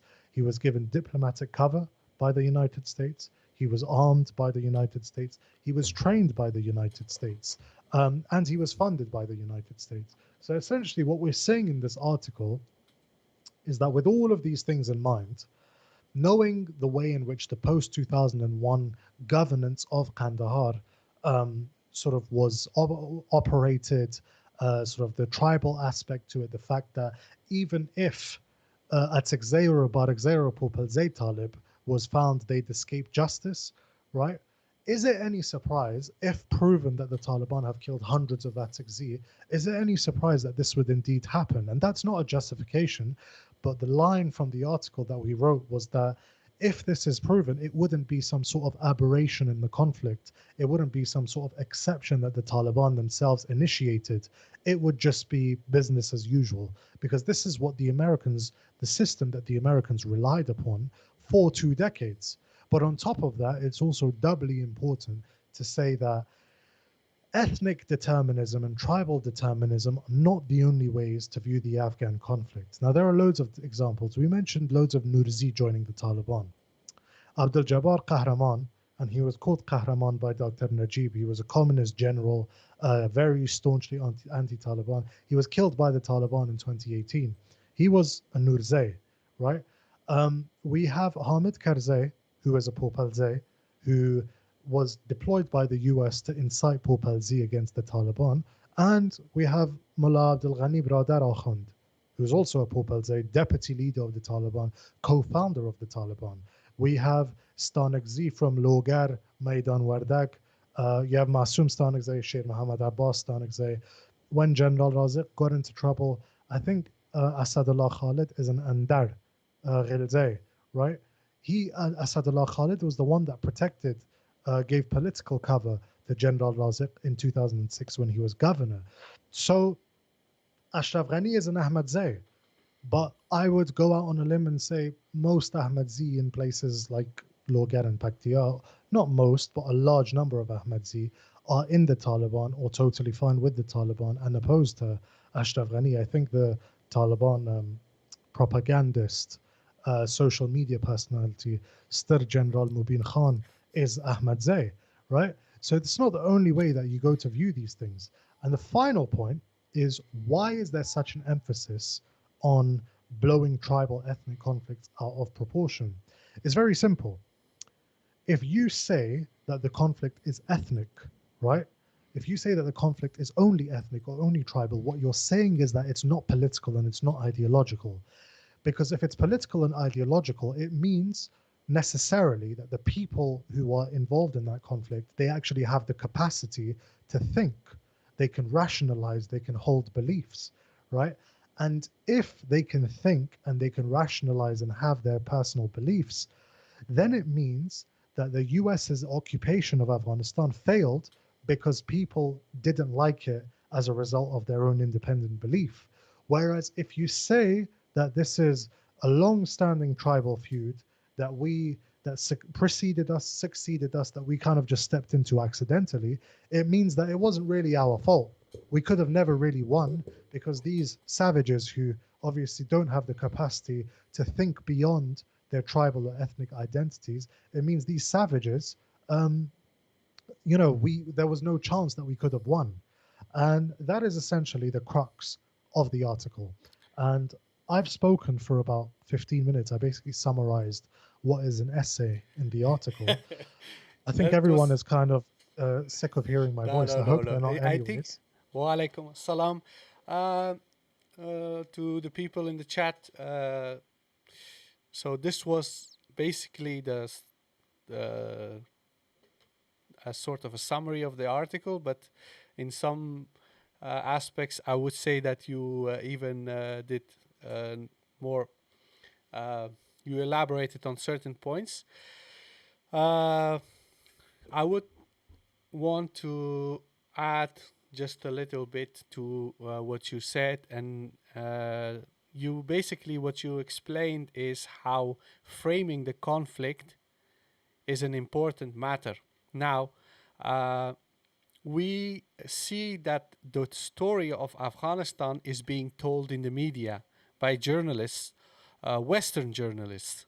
And Western journalists are either independent, freelance journalists, or they work for CNN or for Al Jazeera or for PBS or whatever. Now, these journalists, they have a very important role in the way war is perceived, okay? The way they bring the story has a huge impact on political decision making in Western countries. Okay, so when people in the Netherlands, when they have to vote every 4 years, and there is something huge happening in Afghanistan, and it affects the Netherlands because the Netherlands is part of NATO and they have to participate in all these wars, etc. What is being told in the media in these countries has a huge impact on how people vote, and whether they support a war or they don't support a war. And what's so striking about this situation is that the journalists are basically doing the dirty work of politicians. They are creating a narrative where people can believe in what is very convenient.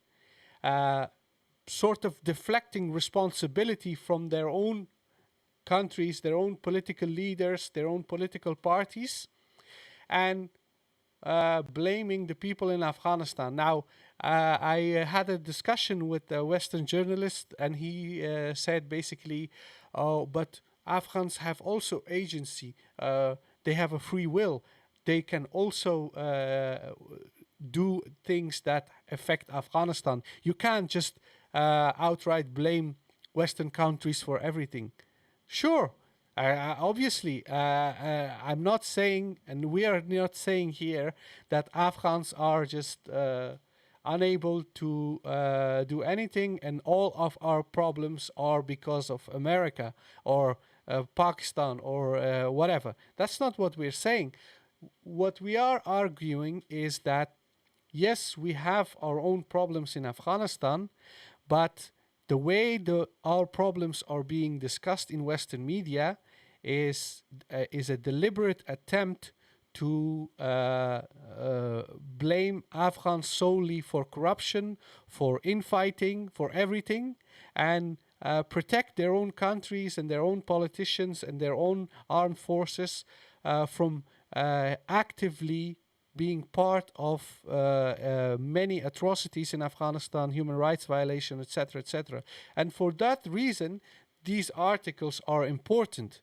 And I know that there are all these very angry and frustrated people saying, how could you doubt when we say that Taliban have massacred so many people in Spin Boldak? How insensitive. I say, I'm not insensitive to that. I want people to see the bigger picture. What's happening there is not an isolated incident where you can just be very emotional about. You have to contextualize every development in Afghanistan and do not lose sight of what's happening. Because what is actually being said here is that, well, because the Americans have left, the Taliban came back and now they're massacring people. Because when the Americans were here, everything was fine. That's basically the argument. So what all the details what Waleed just explained about all the crimes committed by General Razik, Gulaga Shirzai, Wali Karzai, and all these people in Kandahar, all those things contributed to recruitment of Taliban. Okay, they contributed to convincing thousands of young men to become fighters, and that's generally from those tribes that were being screwed over. Yeah. But not just those tribes. There are at Sakzi, but we mentioned it in the article. We know on the basis of speaking to people that two major posts held by the Taliban in Kandahar, the commanders of those posts are at Sakzi, right? Which is why we're also sort of saying that it's not a great way, it's not a great way to, or it's not the only way to view the conflict.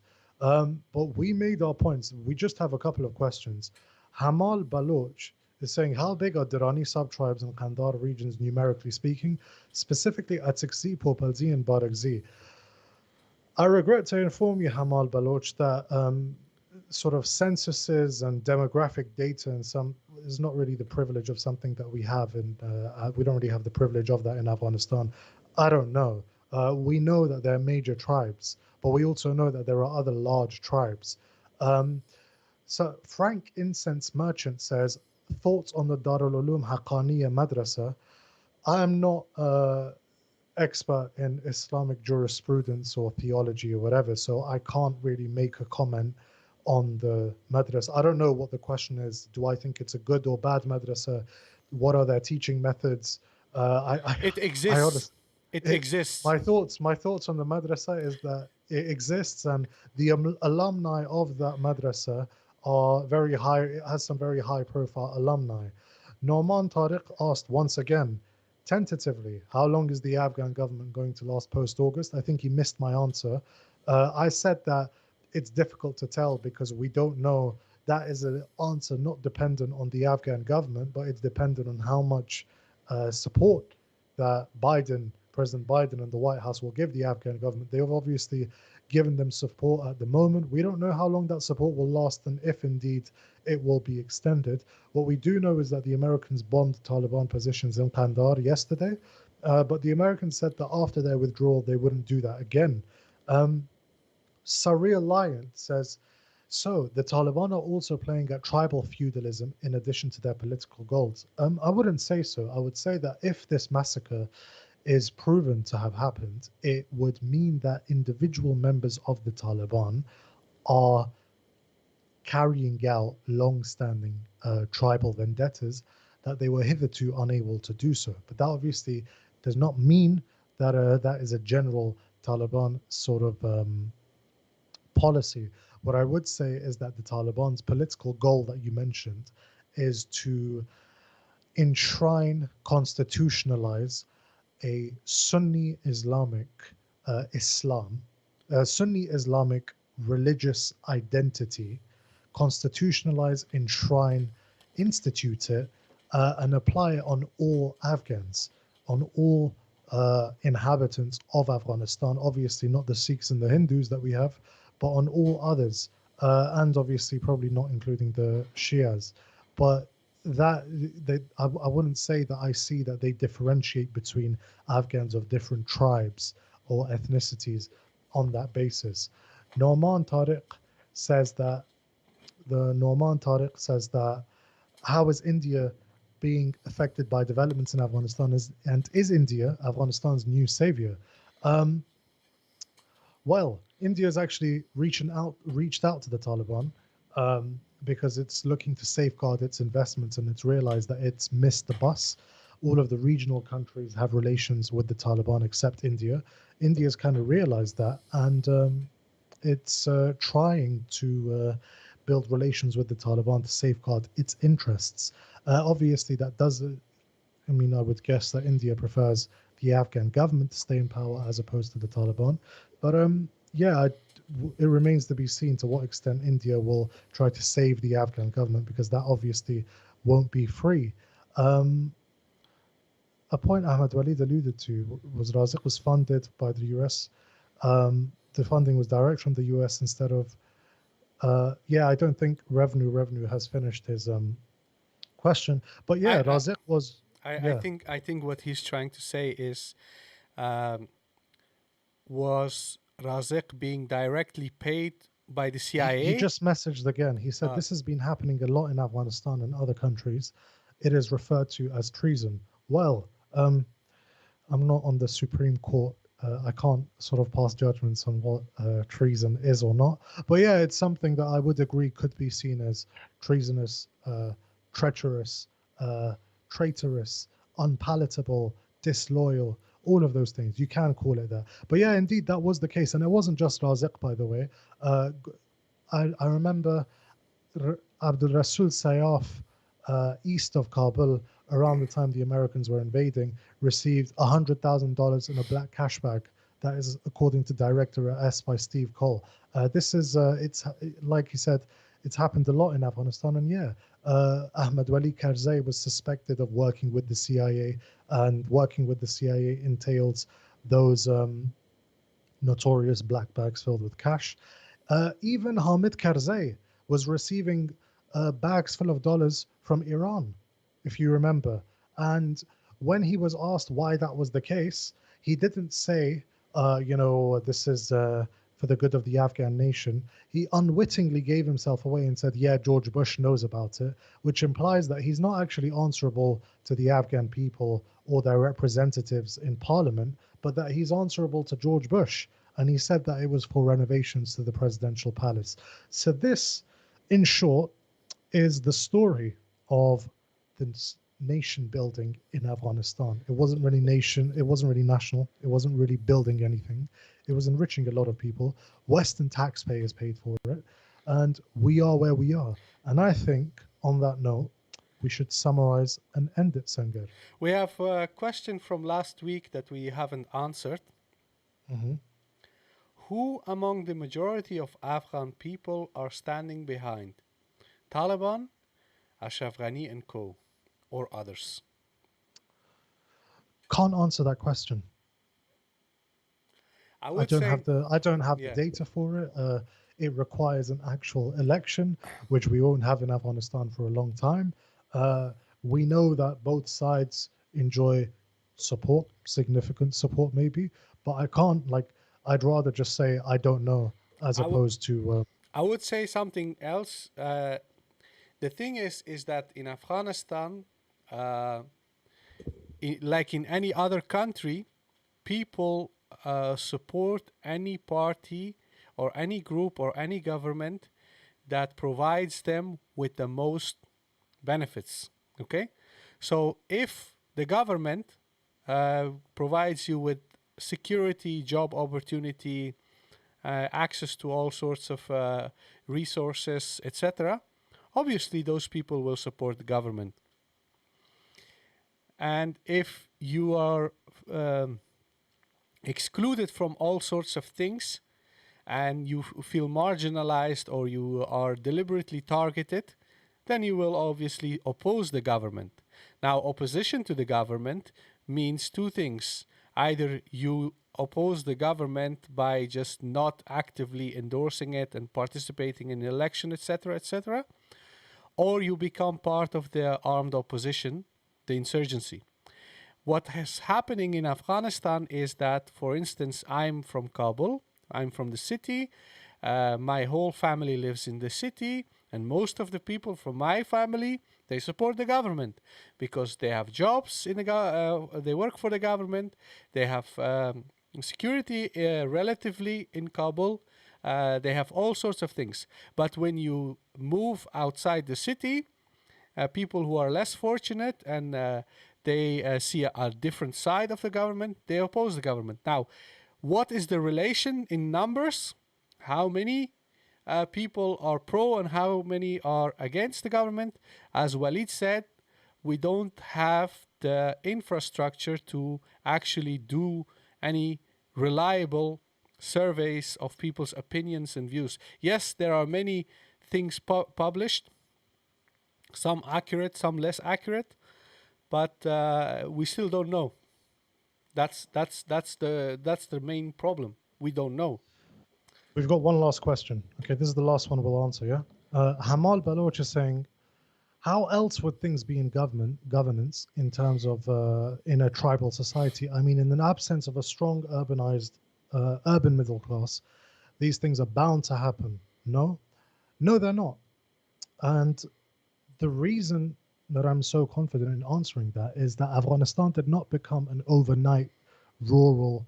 Uh, and once again, when I say the word pre modern, I don't mean it in the pejorative sense. When I say the word pre modern, I mean it in the sense that what we call modernity or post modernity is a series of phenomena or realities that don't really exist in Afghanistan. Right? Afghanistan is pre modern. That's nothing that I'm, let's say, embarrassed about or Afghans should be embarrassed about. It's just our historical evolution.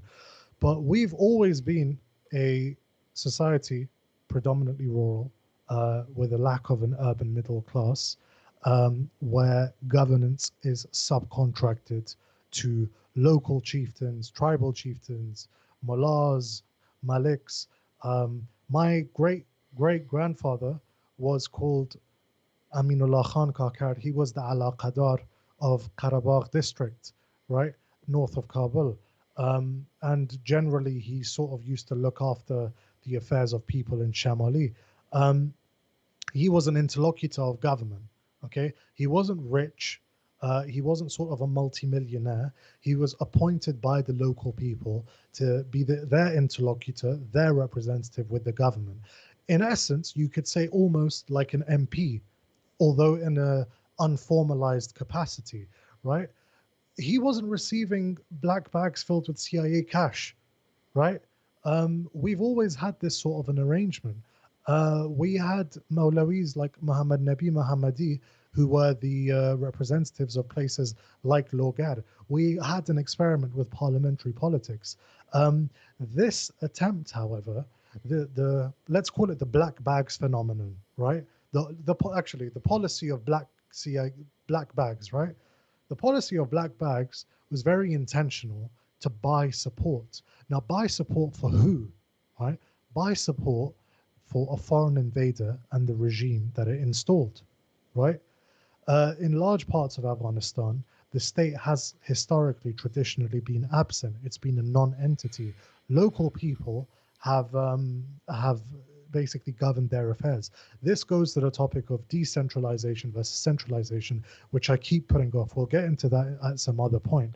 But essentially, what I'm trying to say here is that the policy of black bags, maybe just like the term triumvirate I coined for Ashraf Ghani, Hamdullah Mohib, and Abdullah Saleh, the policy of black CIA bags is not a prerequisite towards having sort of even a primitive or a mediocre system of governance. It's very intentional and deliberate. And that money is dirty and it's used to further dirty agendas.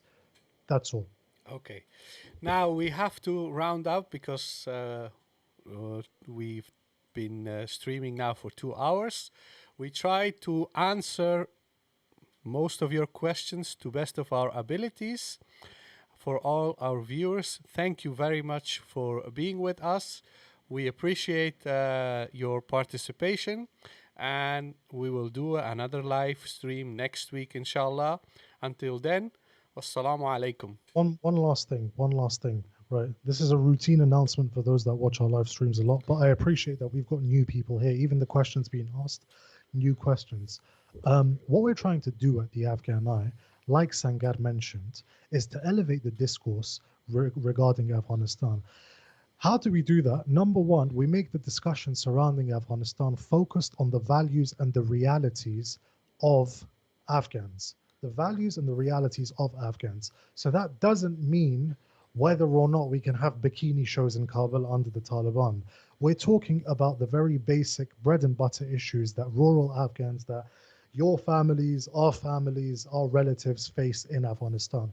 Number two, we're trying to break out of the imposed narratives, top down, usually from foreigners, with regard to Afghanistan. We just mentioned the tribal or the ethnic or all of those sorts of aspects to it. And so that is the way in which we're trying to elevate the understanding, the discussions of Afghanistan, so that we can understand it better. Once we understand Afghanistan better, we can have a better sort of a vision as to how to better improve our society, country, and get it out of the hellhole that it's been in for the last 43 years. Now, you don't see any other platforms doing this, right? Like I mentioned, we don't have the resources to write articles on claims that are made from every corner of Afghanistan, most of whom go unverified and that are made for the sake of propaganda, right? We're aiming to do a weekly show on current Afghan affairs or to summarize our latest pieces of content like our article. Now, here's the thing. We do that so that we can help you to understand Afghanistan better, so that we can all help Afghanistan together, right? Now, here's the catch. It sounds good, but it isn't free. Sangar and I are freelancers. We have our own personal, professional responsibilities. And so if you want to help us, if you believe in our cause, you don't have to agree with everything we say. But if you agree with the cause of centering our discussion around ourselves, like I said, not about bikini shows in Kabul or things like that, or the latest coffee shop in Kabul or that sort of thing, the bread and butter issues, the basics, right? If you believe in that cause and it sort of resonates with you that Afghans on their own terms speak about their own issues, first of all, share our content, because if you don't, I'm seriously disappointed in you. Subscribe to our channel. But moreover, consider becoming a patron on our Patreon page, or send us money on PayPal, donate to us. The stuff we do isn't free. It's not free in terms of time. It's not free in terms of the actual content, the YouTube, putting the podcasts out on the audio streaming platforms. And, in terms of it being free in terms of time, I stayed up the whole night to write the article on General Razik Hatzikzeh. I don't expect any of you to thank me for it, because that is my duty. What I do expect of you, however, is for you guys to share it. And, if you want to subscribe, if you want to sort of donate to us financially, please do so. That is all I have to say. I always say I spoke a lot, but that is the whole point of it, to speak a lot, to enlighten people. Someone said that they can donate in Dogecoin. Please don't, because I've already got Dogecoin and it's screwing me over. Elon Musk die خطاي كور ورت خرابكي. But in any case, yeah. Wassalamu alaikum wa rahmatullahi wa barakatuh. Wassalamu alaikum. Okay.